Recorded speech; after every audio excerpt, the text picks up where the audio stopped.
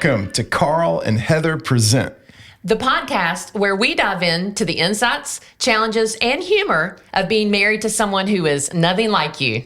Are you ready?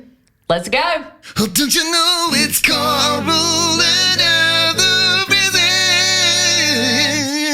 Marriage Podcast. Welcome to episode 3 of Carl and Heather Present. Today we're talking about conflict. Yep. Untying knots between people who are married to each other, Right. nothing like each other, Right. and but want to get better at having conflict because it's conflict that blows things up, Right. and sometimes it's hard to recover. So Yep. it's easy. This is going to be an easy one for me because I'm an expert in conflict, and we never fight. Right. So I'm looking forward to Right. really dropping a lot of wisdom on everybody. Yeah. Okay. Okay. All right. So maybe you disagree with that. It's okay. You'll come around. We just got back from a cruise. Did? That was exciting. Yeah. Where did we go? Likewise, worship cruise. Shout out. Yeah. Shout out Likewise Worship, my friend Justin Unger. Yeah. He has a soul care ministry for worship pastors. Yeah. And we had the beautiful opportunity to go on their retreat, and it was did. awesome. Check out Justin, likewiseworship.com. They're Yep. beautiful. That's Absolutely. awesome. So we went to Catalina Island, which was interesting because we took a tour of what they called the botanical gardens, which if you live in lush green, If you live in beautiful Tennessee. Nashville, Tennessee, there's a thing here called Cheekwood, and Cheekwood. it too is a botanical garden. Yes. That is green and has flowers. But and this was lots of cacti and dry things. And it was beautiful because it was like, rocks and mountains and then ocean, but just different than what I thought of when I would think of botanical gardens. Anyway, so we went there. Catalina and then Island was where else awesome. did we go? Then we went to Ensenada, Mexico, Yep. which was not great. It was fine. It was underwhelming. The main reason I wanted to go there is because it reminded me of one of my top 3 albums of all time, Let's hear it. The Road to Ensenada by Lyle Lovett. Okay. It's top to bottom. Married to Julia Roberts at one point? At one point, back in the Okay. 90s, it depends on how Marriage. old you are. You may Yeah. not even know who Lyle Lovett is, but he used to be famous. And when he was famous, he released an album called Road to Ensenada. Yeah. That will blow your mind. Okay. So Did we buy anything while we were there? we bought vanilla for our friend Vicky. Vanilla extract. Yeah. That's And then it. we immediately got back on the boat. Yeah. That's right. And did we fight? We're talking about conflict. Did we fight on the cruise? We fought about very little on the Yeah. cruise because it was our 26th wedding anniversary. And I think we were just loving each other, and we got to spend it on beautiful Navigator of the Seas. Yes. Yeah. Which is the loved- name of our ship. I love Navigator of the Seas. Yeah. Yeah. Speaking of Navigator, be a good time to remind everybody to navigate on over to carlandheather.com. I love that transition, babe. That was great. That was like 4 stars. carlandheather.com is a place that you can connect with Heather and I. It's the home for our podcast, for our ministry. Email us there, of course. We love to communicate, talk with people, engage and interact about the things that we're talking about, helping people grow in their marriage, awakening affection for God and each other. So go to carlandheather.com, check us out there, and then also on the socials. Yeah, shout out to Erin Turner Co. too, our friend Erin, for doing that website for us. We love her. So All right, anyway, conflict. We didn't fight much on the cruise, but do we fight? Me and you, do we have a lot of conflict? Well, I don't know, sort of. So yeah, we do fight. I wouldn't say we have a lot. We don't have a huge history of fighting overall, but in the last several years, I think you would agree with this, there's been a kind of an uptick in conflict, and it's been for various reasons, outside pressures, some things happening with our family, changes, that sort of thing. So I think we've had to relearn how to fight well and to have a healthy conflict, engage in healthy conflict, because by nature, just like who we are, we fight differently. Like we respond differently. So I brought a prop today. Oh, cool. Yeah. So if you're listening, I am holding up a Captain America shield because we are an Avengers family, 4 boys. And so that's like our lives for a long time, and still Avengers. And I think so families go Avengers or Star Wars, and we definitely want Avengers. Maybe. Well, my friends who have girls do like Frozen or Princess or something like that too. So we're just in that era. So anyway, we are Captain America for me defines how I handle conflict. And it's kind of, I hide behind a shield. Like I'm more comfortable avoiding conflict, keeping peace, but it does take away from intimacy. And so I'll just avoid the elephant in the room and not talk about it in order to keep the peace. Yeah. But so I'm Captain America, but you're a little different. I brought a prop too. We talked about this, and so my prop is these Hulk fists, and I like to have conflict by blowing up, getting big, presenting as like a normal, nice guy, which I typically am. But back in the day when the Hulk TV show was on, he would always threaten people by saying, don't make me angry. You won't like me when I'm angry. Like old school, Lou Ferrigno, Bill Bixby, that kind of thing. But then he would blow up and just like, then he would start tossing cars and smashing buildings. So that's typical of my instinctive response to conflict. Okay. It's a fight, but just blow up kind of a conflict. So these just highlight the differences between me and you. I'm sure everybody listening probably finds themselves along a spectrum of different things like that, people responding. But make sure to listen back to episode 2 about communication. Right. Because a lot of what happens in conflict really depends on laying a good foundation for communication. Making agreements about what you will say and how you will say things, what you won't say, right. Those kind of things. And so I also say this, just going into this, we're talking about healthy conflict and trying to figure it out. It's very difficult, but it's almost impossible to have healthy conflict if you yourself are not healthy in your mind and your spirit and your heart. So our goal is not to avoid conflict. Conflict is actually a way to grow deeper in intimacy, but nobody ever really talks about that as a possibility.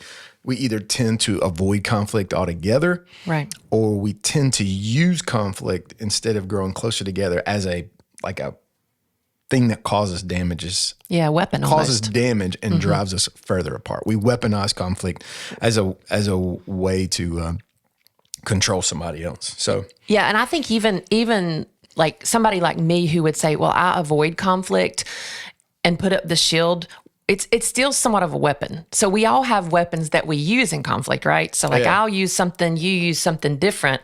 My weapon may be a lot more passive aggressive, but it's still a weapon because it still hurts and it still wounds. And so like for me, I would say I lean more towards having a logbook of past offenses in my mind when I enter in conflict. Well, you did this in the past, this.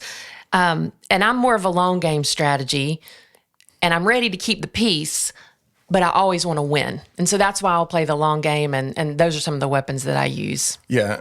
For me, my weapons are volume and tone. And then even like just guns blazing, ready to win. If I can't overwhelm you with intellect and good arguments, I'll do it with volume and tone. So, but that often makes me and you just like we're at our worst when we're falling on those weapons, and we're bringing, and all of those are based in some version of insecurity, some version of fear, some version of like who, little Carl and little Heather is under threat. And so we bring these weapons, but big Carl and big Heather, like mature adult Carl and Heather who married to each other, who want to stay married to each other, have to figure out what it looks like to have conflict. Yeah. But it be healthy. What does healthy conflict look like? When I first think of this, because we talked about unhealthy conflict, and so like we want to figure out how to do it right, I think about 1 Corinthians 13, and I defer to people who defer to the idea that 1 Corinthians 13 says we lead with love, okay? And it does a great job of outlining, I think, what healthy conflict is. Well, okay, that's good. You kind of just, Bible juked me a little bit. I love you. Yes. I love the Lord. Right. I love the Lord's word. You do. I also love to fight. And I also want to win fights. Right. Because I don't want to feel like a loser. Exactly. So what do I do? Nobody wants to do that. And that's right. I would think that regardless of how you approach conflict, everybody wants to win. Like nobody goes into it saying, I hope I lose this fight. We all want to win, but our nature is not what we follow. Like that's our nature. Okay. So my nature is I want to win. That might be where the culture leads us. That might be where our nature leads us. But we have to constantly, in marriage and in life, look at where does the Bible lead us? What is the truth of Scripture? What is the Spirit of God at work in our lives? What does that lead us to? And I think from a practical standpoint, we can look at 1 Corinthians 13 because it's very contrary to what we're taught in the world and the way we respond to each other, because the world is kind of like contract, give and take. You do this, I do that, that kind of thing. That's not what that talks about. I can't always follow my nature. Like right now, if you told me or gave me a bag of Dove chocolates and said, hey, I want to give you this gift, my nature would be to eat the bag today, or maybe like within the hour. But my pancreas needs something different. That is not going to be good, okay? So we have to look at different ways of engaging in conflict than what might be in our nature. Okay, so you've said 1 Corinthians 13. I'm going to read it. Okay. One of the most famous passages in the Bible. Yep. Many, many weddings. Lots of weddings. This has been spoken out many weddings. Many cross stitches. Is that like dated too? That's pretty dated. Many of these prints on your wall in your. While I'm currently looking at a cross stitch of you. Okay, as a cheerleader. That's great. Yeah. 1 Corinthians 13, 4-8. Love is patient. Love is kind. It does not envy. It does not boast. It is not proud. It does not dishonor others. It is not self-seeking. It is not easily angered. It keeps no record of wrongs. Love does not delight in evil, but rejoices in the truth. It always protects, always trusts, always hopes, always perseveres. Love never fails. So that's a big list. Yeah. It really is beautiful. It reads like a poem. But how are you going to go about this? So like which one of these things, patient, kind, does not envy, which one of those things is hardest for me, for you? Yeah. Well, why don't you start? You start. I'll think about it. I'm more of a processor. So which one of these, as you think about this, is hardest for you? Okay. I'd say the love is patient, love is kind. Patient and kindness, I think, maybe go a little bit hand in hand. But for me, kindness would be one that's really hard for me. On my worst days, when I'm least like Jesus, I have trouble being kind. And I might dress it up and say, well, I'm not unkind, but I'm just blunt and I'm direct. But not everybody appreciates that kind of communication, Right. Especially you. Yeah. You prefer a more subtle approach. Sure. More rounded edges. More nuanced approach to communication. So Yeah. if I come in guns blazing, Yeah. and even if I try to justify it or defend myself, but you experience it as me being unkind, that's unkind, and I'm trying to get to the end of a conflict as quickly as possible, as efficiently as possible. And that's what I want or what I need. I want to get this conflict over as soon as possible. And if necessary, use shock and awe or some kind of force to get it over with. But marriage is often about giving something to someone that you yourself don't necessarily need. Right. And so when we're in conflict, Say that again. Say that again. Because I think that's important to say and understand, not just in conflict, but in marriage. Marriage is about what? Yeah. Well, I heard this from Pastor Jimmy Evans. Marriage is about giving someone something that you yourself don't need, or giving something that you might not even feel is, for you valuable. Right.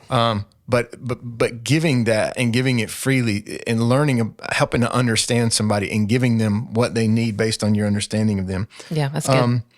When I am unkind, sometimes it's an issue of rushing pace. I want to get it over with, and I think I can control you in that way. Yeah. Other times, I can use my words against you. And I can be brutally sarcastic.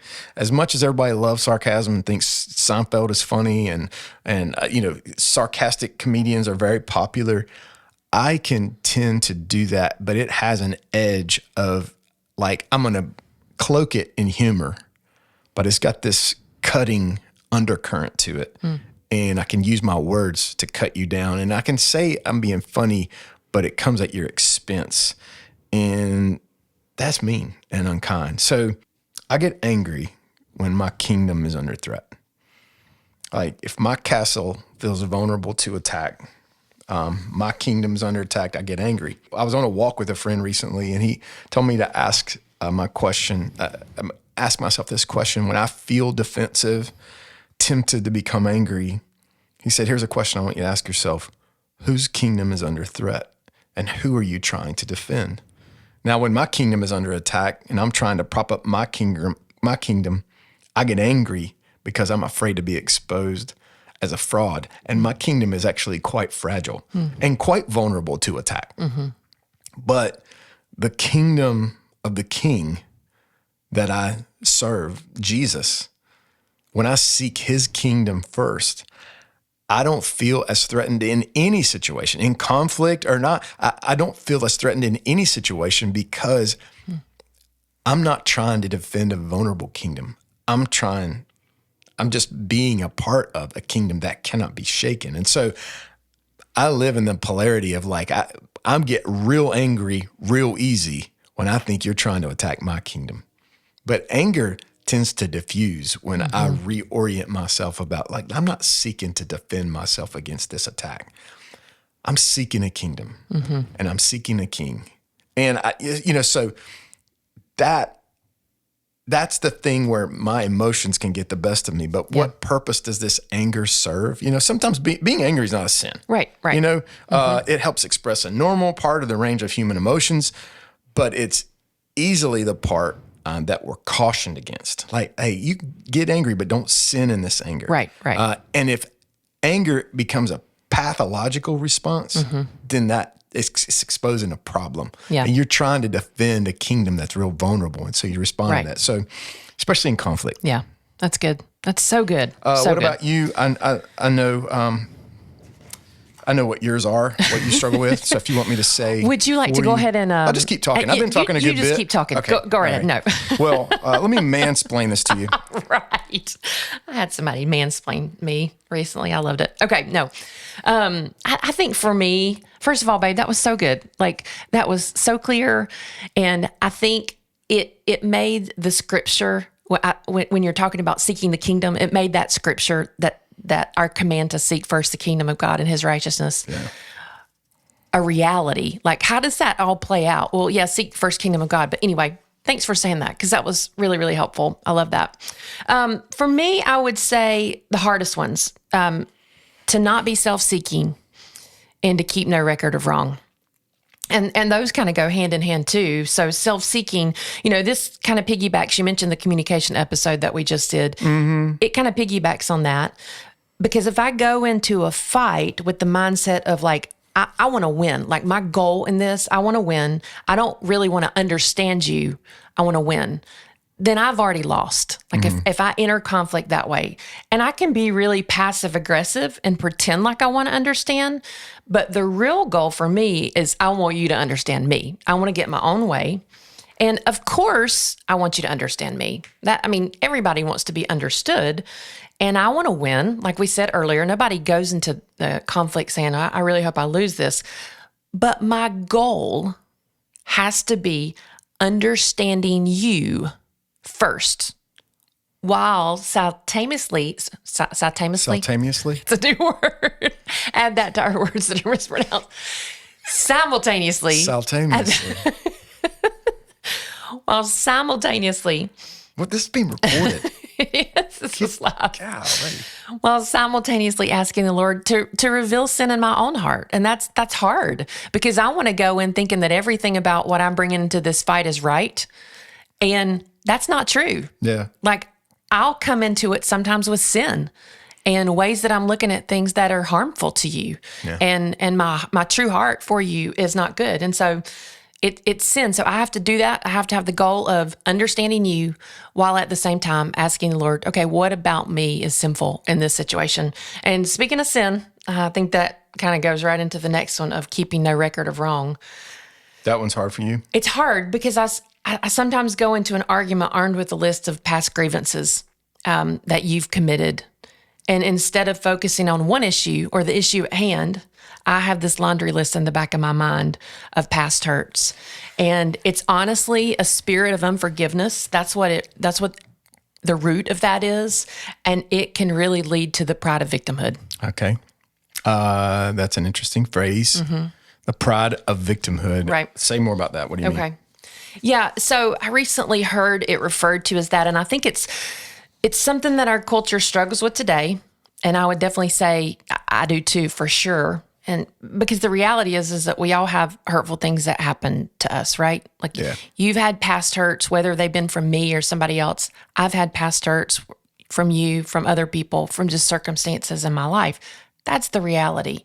We all have bad things that have happened to us. There's no denying that. And when I say this next thing, I'm not talking about people who are currently working through traumatic things that have happened to them that you're working through. However, when we constantly make a bigger deal about what's been done to us than what's been done for us, it becomes the pride of victimhood. It's my story is the focus, my hurts, my wounds. That's the pride of victimhood. And I don't want to override my freedom in Jesus. And that's what it does. It overrides that. And keeping a record of wrongs, it really binds me up. It binds me up tight and keeps me from loving anybody, especially you, the person I'm supposed to love the most here on this earth. It keeps me from loving you. And I really just love myself. So in conflict, we have to lead with love. Yeah. So we know what love is. We know what it isn't. Right. But how does it play out in our conflict? Yeah, And question. like I've said what my problems are. You said what your problems are. We can all do that. This always happens to us. Like even when we prepare for this podcast, we end up getting in fights. Yeah. And we're like, oh, I'd just like to go on the record by saying you'd be surprised how interested the enemy gets in attacking your marriage. Yeah. When you set yourself up to say, we're gonna have a podcast about how to stay married to somebody who's nothing like you. Yep. It's almost like praying for humility. Right. The prayer gets answered and the test gets hotter. Yep. So That is true. I know what my problem is, or and you've talked about your problems. Conflict is always a pop quiz for us, though. Yeah. We're going about our right. day, and then you say something that gets on my nerves, and then I say something back to you in response to that. Yep. And then 5 minutes later, after we've tossed a couple of sarcastic insults around, we're Right. not talking, and there's conflict. Yeah. How have we learned? What things are we learning about to help us train our instincts?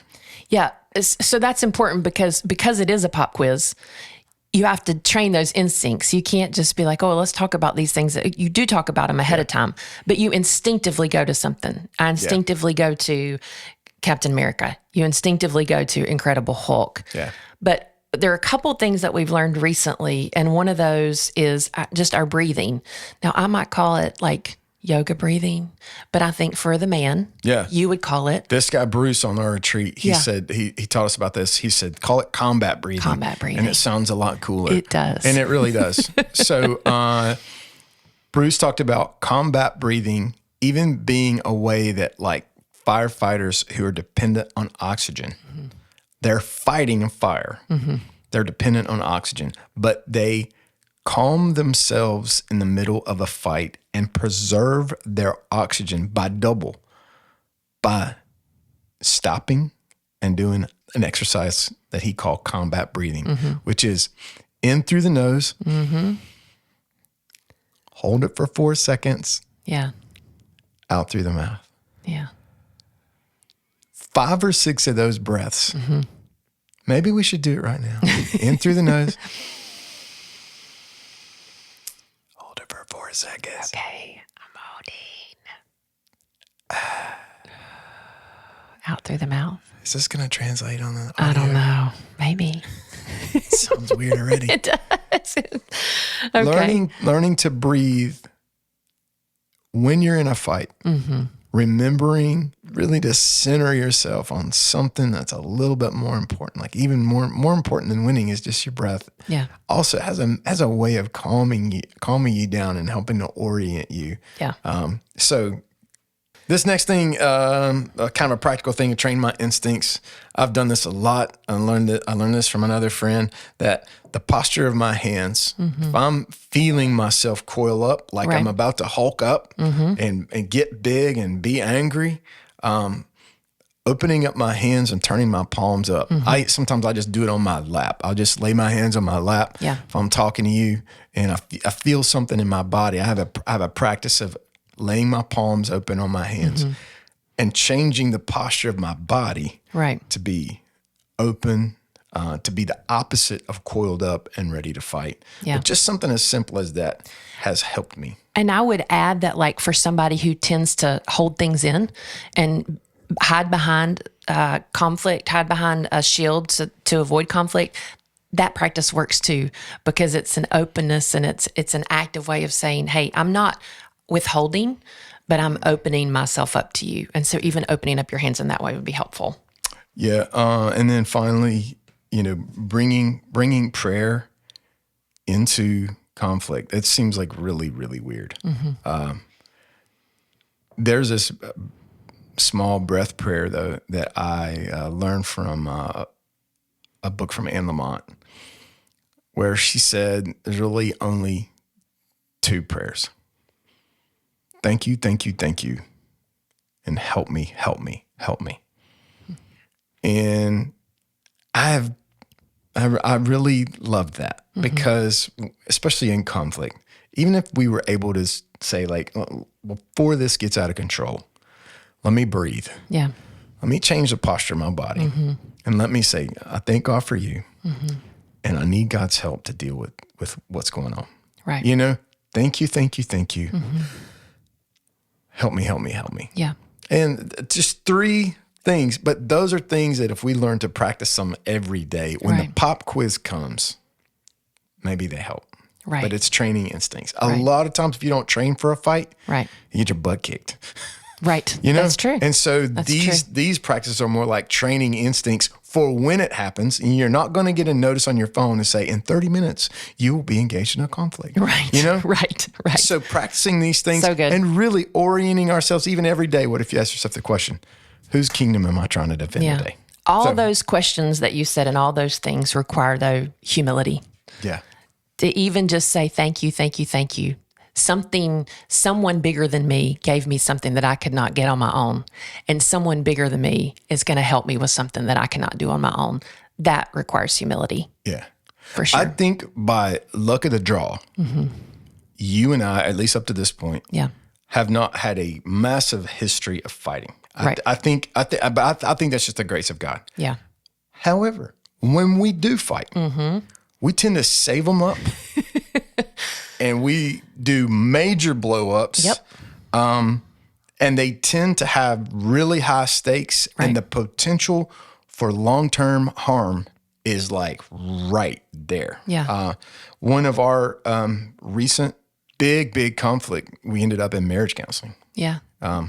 Yeah, absolutely. And it was all your fault. And it was all my fault. Let me tell you about it now. No. Thank you for saying that. I've been waiting on that. No. So we were, it was a little over a year ago, maybe 18 months. And we were just at a place where we had come to an impasse, and our season of life was forcing us into some changes in a lot of areas. And I, by nature, am a slow to change person. And so I was resisting changes that were going to come whether or not I wanted them to come as a result of where we were. And I was so slow to change and almost stubborn and stopped in the way I felt about things and how they should move forward, that not only was I being obstinate, but I was also not trying to understand you and really making it my goal.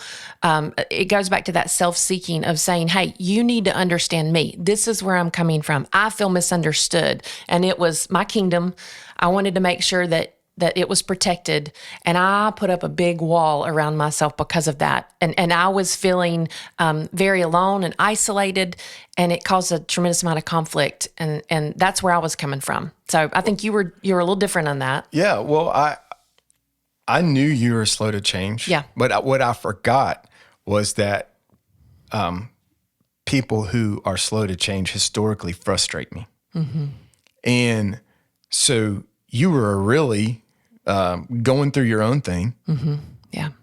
I was kind of, we were in it together, but I was looking at it from another side, Sure. feeling pressure to say if you don't change, and pretty quickly, it's going to create another problem. This was stage of life, and I'm thinking like a provider. I'm thinking like we got to keep this roof over our heads, and we got to keep these kids fed. Yeah.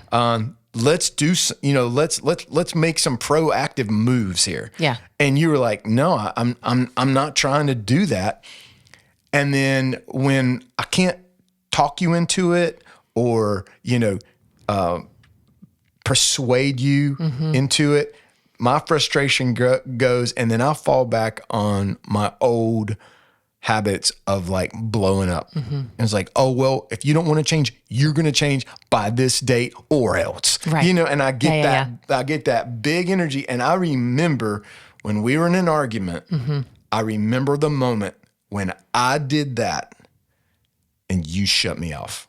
Yeah. It was outside of our house. It was outside of International Podcast Headquarters, right here. right outside. I remember that moment, and then it wasn't more than a couple of days later. You were like, "We need to go talk to somebody. We got to get some help because this is not working, and you were mean to me, and you hurt my feelings. Yeah, and we need help." Yeah, and we did. We got help, and I think what doing that did for us. And I think sometimes you need to get help. Sometimes you can work it out and continue the conversation. We had the same conversation over and over and over again. It felt like a cycle. We were missing each other for sure, right? But something that I think our counselor helped us realize is that he kind of held up a mirror to each of us. And for me, he helped me realize that I was not believing the best about you.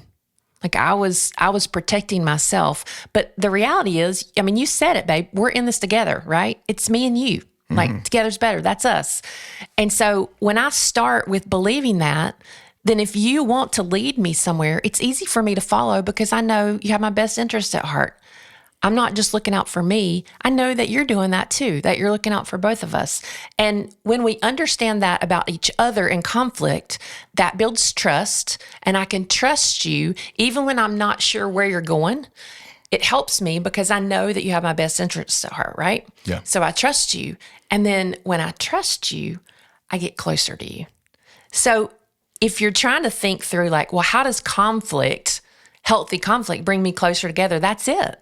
That's the way it is. You believe the best about each other in the situation. You build trust for each other in conflict, and that trust brings you closer together. Yeah. Yeah.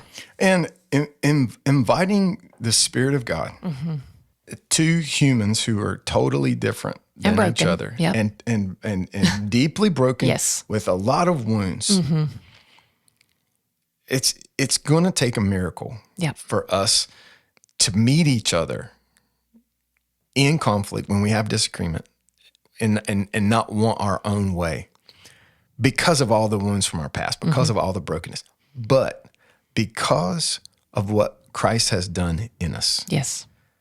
There is hope that miracle can take place between us. And like, that's what Jesus does. He redeems things. He redeems broken things and broken people. And I just want to say that to everybody that might be listening and think, well, the conflict is so deep and so old and the wounds just won't ever heal. Let the invitation be to invite Jesus into it as a practice, as an instinct. It takes faith. It's a long obedience in the same direction. Yep. But do not despise the power of even a small prayer like, thank you, thank you, thank you. Help me, help me, help me. There's more there than we think. Yeah. And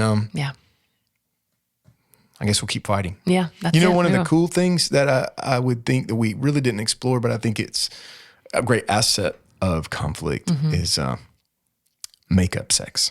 Oh gosh. Okay. I didn't know you were going there. Okay. All right. Speaking of going some places, All right. we're gonna do a hard turn, and let's tell everybody where we're gonna be, babe. Where are we going to be?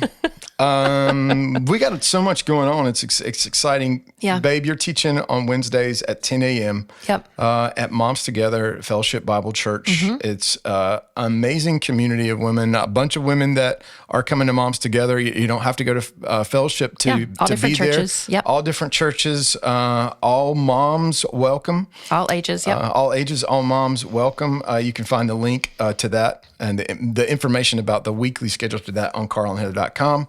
October 26th, I'll be leading worship at Hope Community Men's Conference in Shelby, North Carolina. South Sudan, what's that? Yep. I am going with my friend Mike Vogt to visit James Bach, who has a ministry there, and I'll be teaching women in South Sudan from November 7th through the 17th. November 10th, Worship House, Franklin, Tennessee. Worship House is at our house. Yep. If you would like a tour of our house, International Podcast headquarters, Yep. Worship House is a worship gathering where we focus on worship, testimony, and prayer. Yep. And we just invited anybody that wants to come. If you want to come, we're not going to say what our address Yeah, is that'd be on weird. the podcast, but Yep. if you want to come, DM us, Yep. email us for the location. You are definitely Mm-hmm. invited. Moving on, November 15th through the 17th, I'm going to be at Western Avenue. That's not where I'm going to be. I'm going to be at Beulah.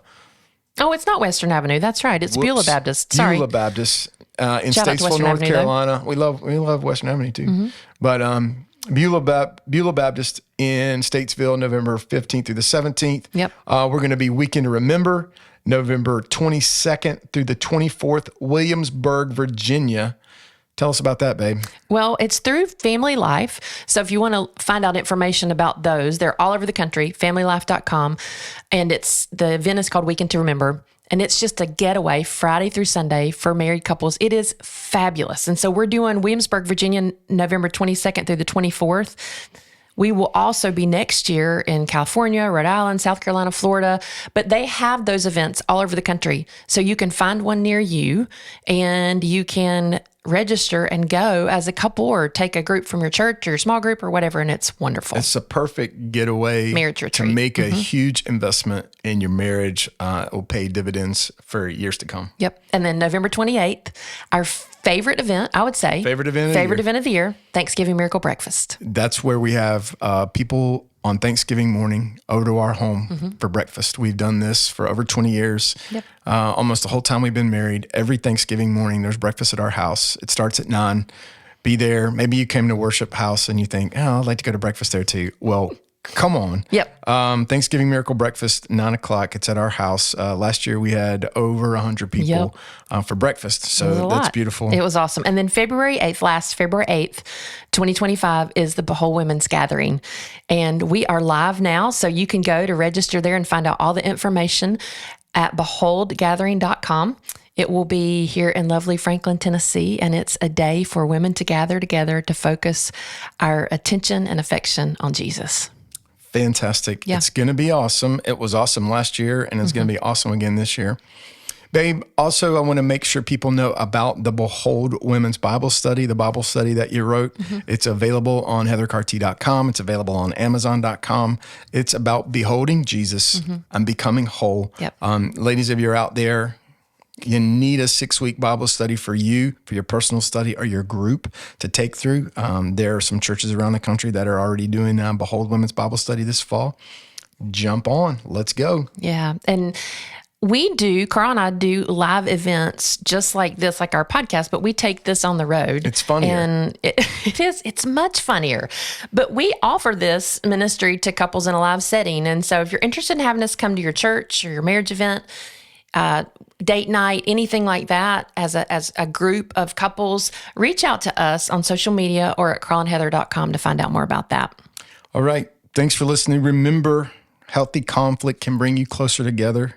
and build trust. It doesn't always have to be something that you avoid or something that you use to blow up. It's a great way to awaken affection for God and each other, believe it or not. Yep. And join us next for our next episode as we talk about marriage pitfalls, putting up guardrails. Let's go. Let's go. Together's better. Together's better. It's Carl and